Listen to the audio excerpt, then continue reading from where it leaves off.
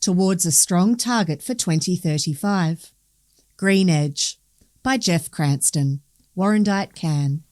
At the UN's next climate conference, COP30, in Belém, Brazil, this November, Australia will submit its emissions reduction target for 2035 as its National Determined Contribution, or NDC, under the Paris Agreement.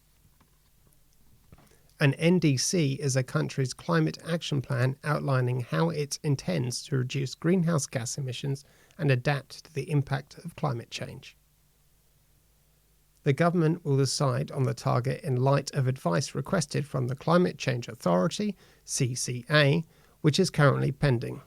Meeting with our MP. In early August, members of Menzies for Climate, an alliance group including WarrandyteCAN, discussed the upcoming decision on the target with Menzies MP Gabriel Ng. The group referred to aspects of a letter sent to him in advance, which stressed the urgent need for the federal government to set much higher targets to reduce emissions backed by much stronger policies, and asked him to consider what commitments he might be willing to make as a federal MP with a view of meeting him again after the Climate Change Authority provides its advice. He indicated he would consider the letter and other information provided, while commenting that any target needed to be achievable. The letter to Mr. Ng highlights 3 key factors in support of stronger climate action as outlined below. Climate Council's recent report.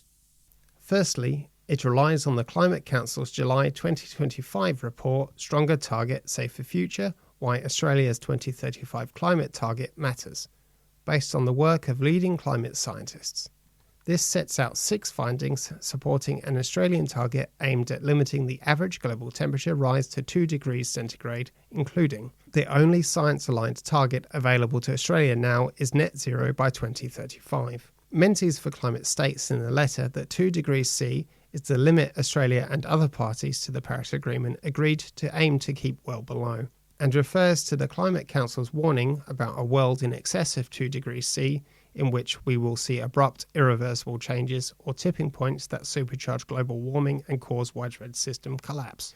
The letter says the Climate Council regards the current 2030 emissions reduction target of 43% as inadequate, and believes the only pathway to the net zero by 2035 involves a 75% reduction by 2030. And it mentions the feasibility of achieving much higher climate targets, referring to notable recent analysis published by the CSIRO, the Climate Works Centre and the Climate Council itself. Support from the AAS. The Australian Academy of Science, AAS, is an independent organisation of Australia's top research scientists. The Menzies for Climate letter points out, the Climate Council's recommended target of net zero by 2035 agrees with the 2035 target supported by the AAS in its 2024 submission to the CCA, and the AAS's recommended emissions reductions target of 74% by 2030 is very close to the 2030 target recommended by the Climate Council. Recent landmark opinion of the ICJ. In view of the unanimous advisory opinion of the International Court of Justice, the ICJ, delivered on July 23, the letter warns that governments in Australia and throughout the world face potential legal action if they fail to take sufficiently strong climate action.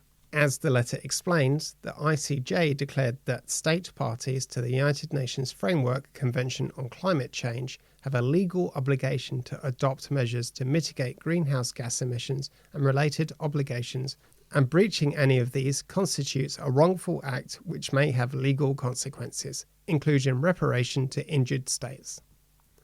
While non-binding, the ICJ's opinion paves the way for further legal proceedings to make governments accountable for inadequate measures to address climate change. More action needed.